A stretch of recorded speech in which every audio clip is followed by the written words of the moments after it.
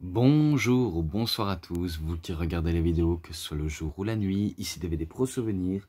Aujourd'hui, cette fois-ci, c'est sur une pochette de 2 DVD concernant la TNA, de 2 pay-per-view bien sûr, un de 2010 et un de 2011, donc vous allez voir ça.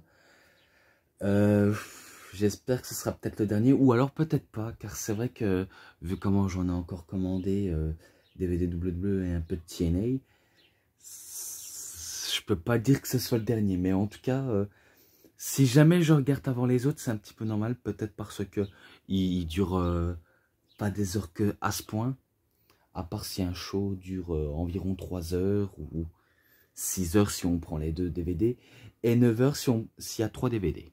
Mais là, ce n'est que de 2 DVD et il dure environ 6 heures, donc je vais vous montrer ça tout de suite. Comme ça, vous savez de quoi je vais en venir. Donc la TNA, Final Resolution 2010, Genesis 2011. 6 heures de catch non-stop. Et qui pourra arrêter, enfin, qui pourra battre Jeff Hardy. Que Jeff Hardy avait une gimmick de l'antichrist du catch professionnel, à l'époque à la TNA. Et qu'il a redesigné cette ceinture à sa façon. Si seulement il était revenu à la WWE, et un coup qu'il gagne un titre mondial, eh ben, il mettrait un titre à son image. Ça aurait été... ça aurait été quelque chose de neuf, de très nouveau. Et en plus, c'est même dans ce show où il va battre Matt Morgan et où il va affronter Mr. Anderson. Donc voilà, attendez, je vais vous montrer la liste des matchs. Et voilà. Pour commencer, dans les 2 DVD où il y a les 2 shows, il y a tout d'abord les bonus de 2... Attendez, si je me trompe pas, 2 matchs environ. Euh, dans le premier DVD, il y a 2 matchs. Et dans le deuxième, pareil. 2 shows, 2 DVD, 6 heures d'action. Vous ressortirez pas indemne. Et que je me rappelle des séries de promos et la publicité pour les 2 shows. Donc Final Resolution et Genesis. Donc cette fameuse publicité que je vous ai expliquée. Alors...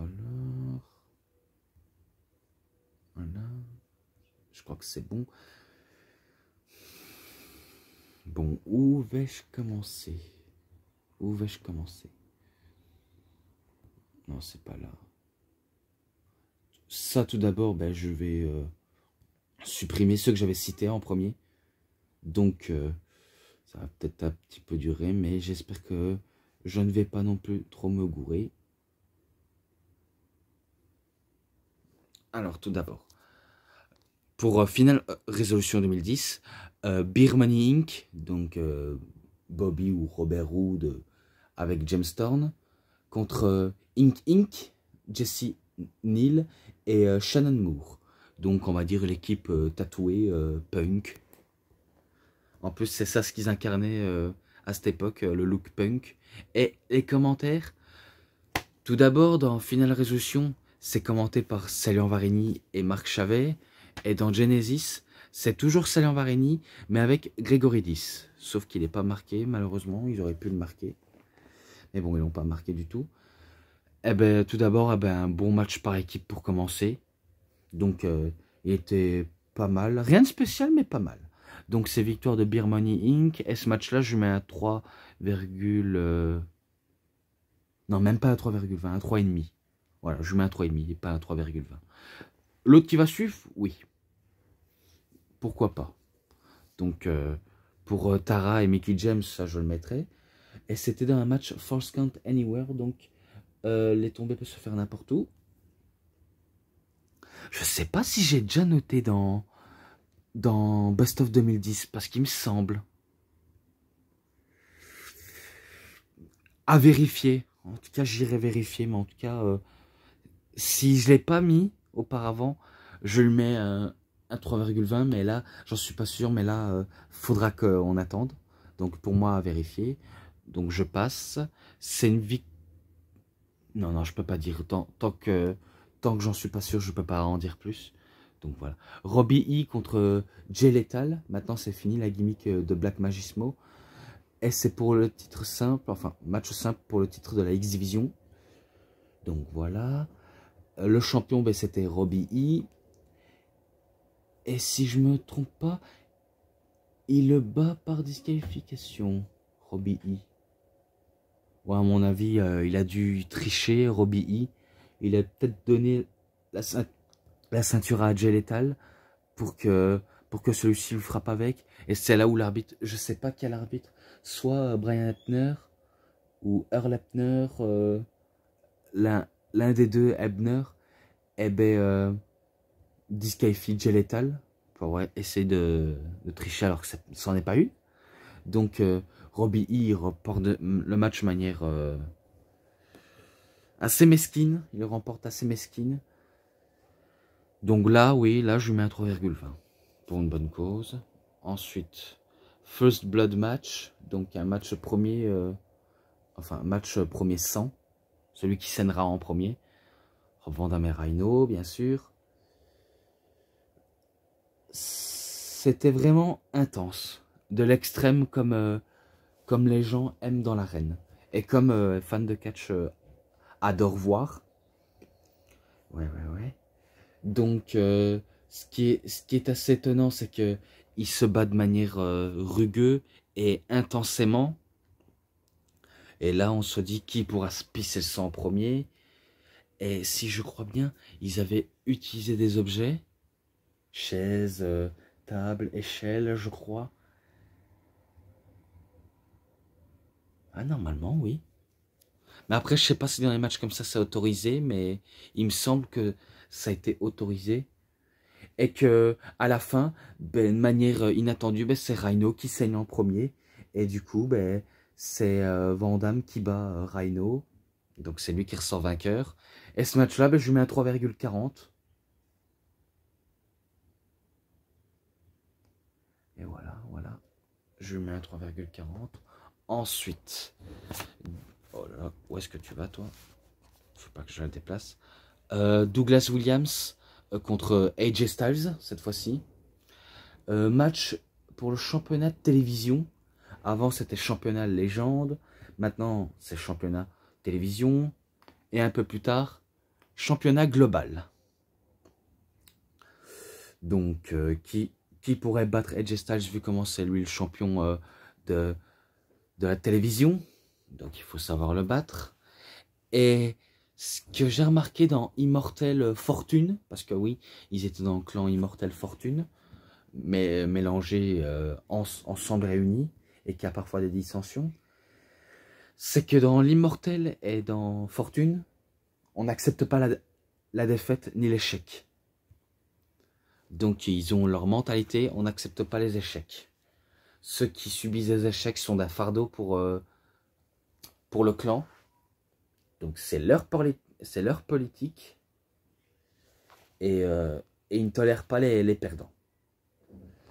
Alors ce que j'ai remarqué, c'est que AJ, ben, malgré les coups de pression qu'il a eu par Immortel, même s'il en a peut-être pas eu, je le dis de manière très cordiale, essaye de battre Douglas Williams, mais Douglas Williams a futé comme jamais, futé et affûté comme il est, et ben il va réussir quand même à battre AJ Styles. Si je crois bien, il fait, on va dire, une genre de roulade accompagnée par son adversaire et en faisant une germaine au passage. Donc c'est ça, à mon avis, sa prise finish à Douglas Williams. Et il bat AJ Styles. Ce match-là, là c'est sûr, je lui mets un 3,5. Donc il était énorme, il était pas mal. Ensuite, Motor City Machine Guns. Donc Alex Shelley, Chris Sabin. J'espère que vous les connaissez bien. En tout cas, je l'espère. Contre Generation Me. Jeremy Buck et Max Buck. Donc les Young Bucks, Matt Jackson et Nick Jackson. Non, vous vous trompez pas, c'est bien les frères Young Bucks. Et c'était pour le championnat Full Metal Mayhem par équipe de la TNA. Donc c'était pour les titres par équipe de la TNA. Et c'était un Full Metal Mayhem. Ah d'ailleurs, j'avais complètement oublié de dire cette stipulation en tout cas. Je sais bien qu'il y avait Monster Balls, mais Full Metal Mayhem, j'avais complètement oublié que c'était noté dedans. dans les stipulations phares de la TNA, bien sûr, à l'époque. Je sais pas s'ils utilisent encore le Full Metal Mayhem, mais en tout cas, euh, le match Ultimate X, ils utilisent. Monster Balls, ça m'étonnerait. Mais bon, le Lockdown, possible. Mais bon, je passe. C'est les Motor City Machine Guns qui bat Generation Me. Et ils conservent leur titre. Ce match-là, je mets... Allez, il était énorme. Il était un très bon match. Je lui mets un 3,40. Directement. Ensuite, Abyss contre The Pope d'Angelo Dinero dans un match de cercueil. Voilà, j'espère que vous voyez. Match de cercueil. Vu comment Abyss, il adore tout ce qui est choses creepy. Il adore tout ce qui est creepy. Eh ben, il utilise cette stipulation pour effrayer son adversaire, qui se prétend être la plus grosse star, la plus grosse vedette. Alors que pour lui, ce n'est qu'une victime de trop. Pour Abyss, bien sûr. Vu comment son côté psychopathe le pousse à faire des choses horribles. Donc il va aller jusqu'au bout dans l'extrémité.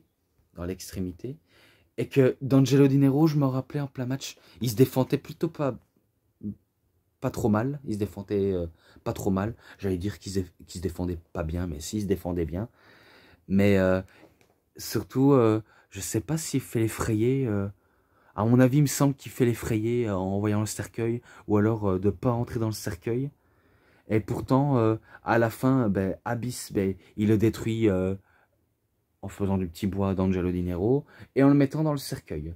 Donc c'est Abyss qui bat d'Angelo Dinero. Ce match-là... Oh, excusez-moi. Excusez-moi, c'est quand je perds l'équilibre du téléphone. Mais bon, je n'ai pas à me justifier à chaque fois. Ce match-là, je lui mets... Attendez, si je me trompe pas, je le mets... Ouais, je lui mets un 3,5. Je lui mets un 3,5. Et celui-là, ce qui va arriver entre Jeff Jarrett et Samoa Joe, comme le dit très bien les gens dans le public, les fans, eh ben, c'était vraiment une bullshit ce match. Vu comment Jarrett se prend déjà pour, on va dire, un combattant star de MMA, et Samoa Joe, ben, il cherche désespérément à battre Jarrett. Et c'était un match de soumission. Vu comment il est marqué, match de soumission. Je m'attendais que ce soit Joe qui termine vite fait Jeff Jarrett, vu comment Jarrett il tourne sa veste à chaque fois au moment où on ne s'attendait pas. Et pourtant, il arrive à battre Samoa Joe, bien sûr, par tricherie. Et que les gens n'avaient pas aimé les façons de combattre. Je crois de Jarrett. C'est plus de côté de Jarrett que de côté Samoa Joe. Et du coup, ben, ça a conduit à un match désastreux. Et c'est pour ça que j'avais même entendu les gens scander bullshit en disant c'est de la merde. Et du coup, ben, il arrive, si je crois bien, à battre Samoa Joe avec un ankle lock. Et du coup, ben, il remporte ce match de manière honteuse. Donc, j'ai pas très apprécié à ce point-là. Mais après, c'est pas, on va dire l'un des les matchs les plus, on va dire, bullshités. C'est vrai que c'était de la merde, mais c'est pas de la merde en disant que c'est l'un des matchs les plus mauvais. Donc on va dire celui-là, je lui mets une chance, je le mets, on va dire un 3, je le mets un 3, vu comment ce n'est pas, on va dire, très satisfaisant pour les fans, et un peu pour moi-même, je le reconnais. Je le dis à contre-cœur, mais au moins, vous saviez. Bon, maintenant je passe. Au main event, cette fois-ci, Jeff Hardy contre Matt Morgan, avec comme arbitre spécial Mr. Anderson, pour le championnat du monde poids lourd de la TNA. Et c'était un match sans disqualification aussi. Donc, tout est noté. Vu comment Jeff Hardy, c'est l'antichrist du catch américain, je me rappelle qu'il fait son entrée et qu'après, si je crois bien, il Il fait son entrée en fumant une cigarette. Il n'était pas encore en costume. Non, non, il n'était pas en costume, il était en chemise à bretelles noires. Donc il n'était pas encore en chemise violet avec une cravate violette ou rose, peu importe les couleurs de goût qu'il a. Eh ben, il va se passer un truc où je m'attendais pas. C'est que Matt Morgan, il le dit lors d'une interview en bonus, qui s'était blessé au genou suite à un, on va dire qu'il a fait un genre de brogue kick ou un big boot. Eh ben, suite qu'il a fait ça, eh ben, il s'est fait mal au genou. C'était soit la cheville ou au genou. Il le dit, mais je crois qu'il dit plutôt au genou. Et si je me rappelle bien, un coup que Matt Morgan essaie d'enchaîner une prise sur Jeff Hardy, Jeff Hardy pousse Matt Morgan sur Mr. Anderson, et du coup ben, ça met Mr. Anderson KO. Et par contre, le truc le plus bizarre, c'est que Mr. Anderson saigne au niveau de la tête. Ouais, qu'il a voulu faire à Mr. Anderson, vu comment il voulait faire à Matt Morgan. Il appelle ça, en utilisant une chaise comme finish, traumatisme crânien. Traumatisme crânien, donc il essaie d'utiliser ça pour parvenir à ses fins, vu comment Jeff Hardy c'était un heel, mais malgré qu'il soit heel, il est toujours aussi adulé par la foule. Quelle ironie quand même, c'est vraiment une ironie à quel point on peut être méchant et aimer à la fois. Et du coup, ben, c'est Jeff Hardy qui bat Matt Morgan, bien sûr par tricherie. Ce main event est loin d'être mauvais. C'est juste qu'on va dire c'était un peu prévisible et que il y en a qu'on s'attendait, mais par contre il y en a qu'on s'attendait pas. Et c'est vrai que quand Jeff Hardy tourne sa veste envers le public et qu'il remporte un match, ça laisse un petit peu un goût amer, mais au moins ça permet de continuer une storyline. Et ce match-là, ben, je mets allez, un 3,70. Voilà, il n'est pas si terrible que ça, donc le main event était, on va dire, correct. Et si je veux, je peux même mettre au main event qui va suivre, de Genesis. Mais bon, je prends un risque, mais essayons pour voir si ça convient à certains. Là, je regarde. Donc tout d'abord, ben, ça enchaîne fort. Match pour le championnat de la X-Division. Attendez. Ouais, en match simple. Et c'était Kazarian, donc Frankie Kazarian, contre Jay Lethal, et qui était le champion de Jay Lethal. Ah là là là là là là. Si je me trompe pas, c'est un des meilleures ouvertures, même si c'était, on va dire, assez évident et que ça surprend peut-être personne.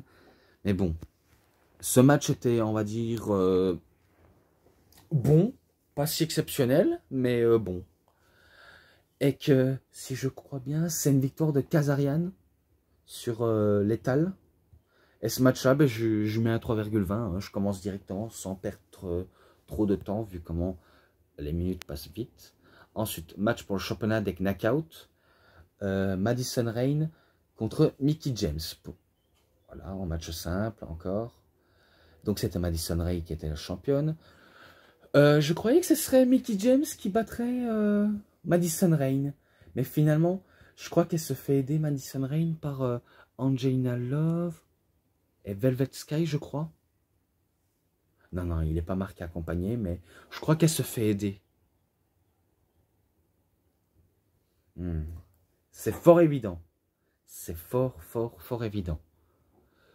Eh ben, ce match-là aussi, je mets un 3,20. Hein.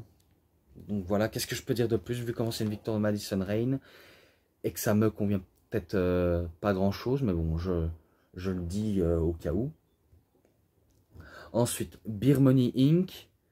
contre The Motor City Machine Guns pour le championnat par équipe de la TNA. Et il y avait pas de stipulation, mais voilà, c'est Beer Money Inc. qui bat Motor City Machine Guns. Spoiler, spoiler, spoiler. Donc il les bat quoi. Et ils conservent... Non, ils deviennent champions. Donc Beer Money Inc. redevient champion. Ouais, parce que les Motor City Machine Guns, c'était eux les champions. Et du coup, ben, c'est Beer Money Inc. qui redeviennent champions. Donc maintenant, vous le saviez. Ce match-là, 3,5. Donc je mets un 3,5.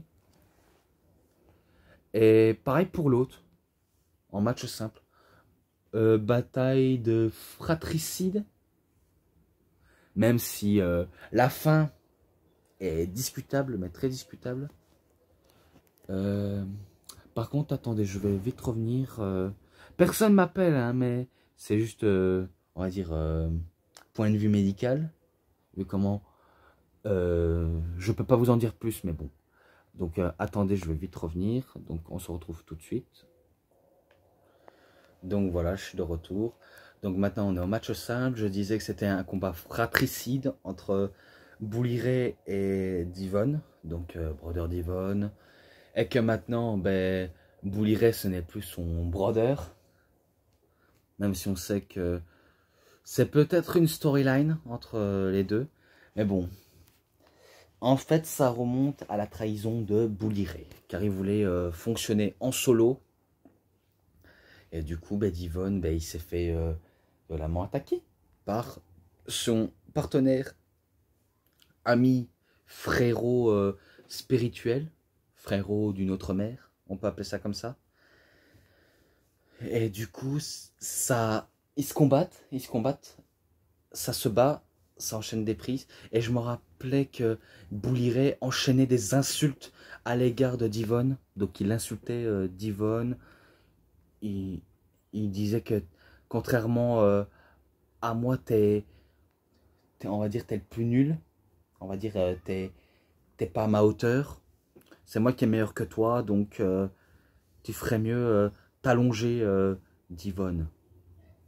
Alors Devon, ben, en entendant des insultes de pareil comme ça, et ben, il décide de ne pas se laisser faire.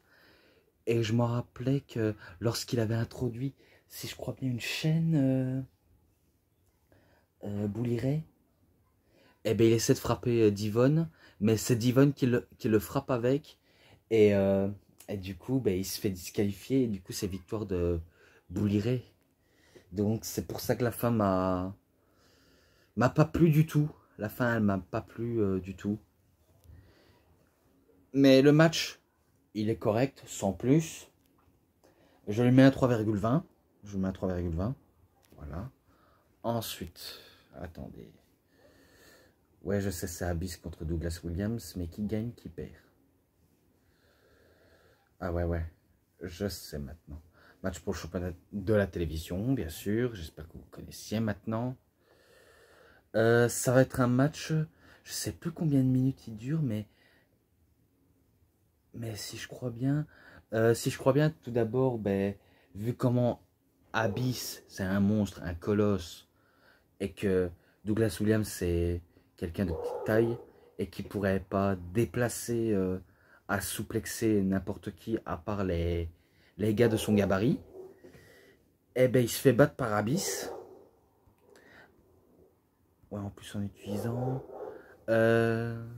c'est Viens dans mes bras et je t'écrase. Je ne sais plus comment ça s'appelle, mais bon, c'est pas grave. Peut-être que je trouverai la traduction version british de cette prise. Eh ben, ce match-là, je lui mets un 3,20 aussi. Donc c'est victoire d'Abyss. Mais peut-être que le nom de la prise, je sais c'est quoi, hein, c'est un Viens dans mes bras et je t'écrase, mais je ne sais plus le nom malheureusement, donc c'est pas grave. Donc voilà, 3,20, c'est noté. Ensuite, un match simple, Rob Van Dam contre un adversaire mystère. Donc tout d'abord, ben, il est dans les coulisses avec Eric Bischoff en disant qu'il va affronter Jeff Hardy. Et Eric Bischoff, vu comment il veut pas en dire plus, il va dire ouais, tu affronteras Jeff Hardy, enfin tu affronteras un Hardy sous le ring. Il n'en a pas précisé plus, même si je sais bien il a voulu essayer de calmer les ardeurs de Rob Van Dam. Donc Rob Van Dam, lui, s'attendait à affronter Jeff Hardy. Et bien finalement, non. Il affronte son frère, Matt Hardy, qui fait son retour, enfin, non, qui fait ses débuts officiels à la TNA. Je pense pas qu'il a déjà catché auparavant à la TNA, et bien avant la WWE, Matt Hardy. Non, à mon avis, je crois que c'est la première fois qu'il catch à la TNA. C'est la première fois, il me semble. Car je ne pense pas qu'il a été ailleurs avant la TNA.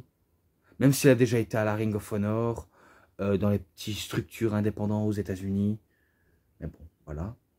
Et bien, pour un match surprise, c'est Matt Hardy qui bat Rob Van Dam avec un Twist of Fate.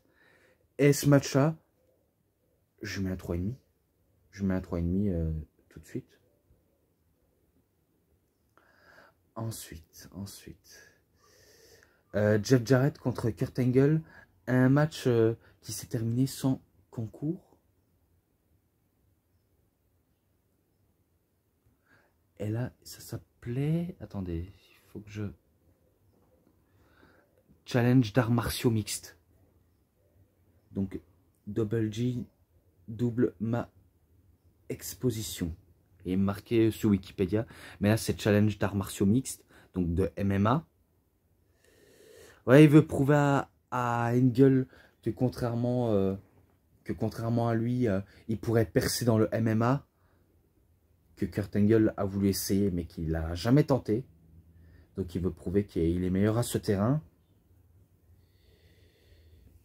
Et que, je sais pas si c'est vrai, mais apparemment, il a invaincu en MMA. Ça, à voir, hein, à voir, parce que j'en suis pas sûr. Jeff Jarrett invaincu en MMA, alors qu'il y a des gens beaucoup plus meilleurs que lui. Et ben, de manière inattendue, ça s'est terminé par un non-concours. Donc, ça veut dire qu'il n'y a pas de vainqueur ni de perdant. À mon avis, ouais, c'est ça. Pas de gagnant ni de perdant. Je me demande comment ils ont fait pour booker ce match. En tout cas, je me demande comment ils ont pu bien faire. Vu comment ça doit pas être facile dans la vie de tous les jours de booker correctement un match. Non, tu ne tomberas pas cette fois-ci, mon téléphone. Et ce match-là, ben, je mets un... Allez, je mets un 3,20. Ça me frustre, hein. Ça me frustre de mettre les mêmes chiffres. Mais après, que voulez-vous? S'il y a un match qui me plaît, j'aurais mis une note plus haute. S'il y a un match qui me plaît pas, ben je mets un peu plus bas. Et je sais rien faire d'autre. Donc, ne m'en voulez pas si je mets les mêmes notes globales. Car il y en a qui le mettent de manière simple. Et moi, j'essaye de faire simple, pas trop de difficultés. Et que chacun a son style de noter les matchs comme il le sent. Du fait que c'est objectif. Donc, moi, j'essaye minimum d'être objectif. Donc, ne m'en voulez pas pour ça. Donc, match pour déterminer le challenger numéro 1, donc l'inspirant, pour le championnat du monde poids lourd de la TNA. Mr. Anderson contre Matt Morgan. Ça aurait pu être l'heure de Matt Morgan. Ça aurait pu être son heure de gloire. Mais non, non. Vu comment Anderson va réussir à s'en sortir de manière inattendue, alors qu'on s'attendait pas du tout. Et qu'on s'attendait pas à le voir champion du monde TNA.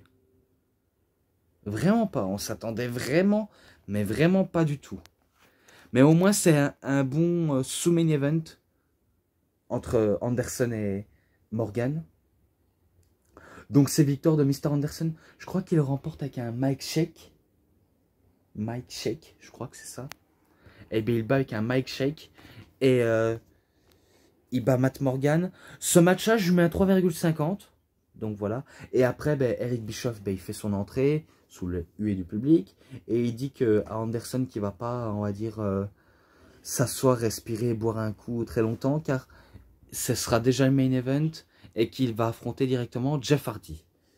Donc là, c'est justement pour le titre. Et non pas challenge. Même s'il marque challenger de Jeff Hardy pour le championnat du monde poids lourd. Donc on sait bien que c'est pour le titre. Donc le match, c'est pour le titre. Et ça commence directement. Certains avaient peur que ce soit encore Jeff Hardy qui batte à nouveau Mr. Anderson. D'autres qui veulent voir Jeff Hardy gagner, vu comment il est ultra stylé en tant qu'antichrist. Et certainement, personne, je suppose, personne ne donnait cher de la peau de Mr. Anderson.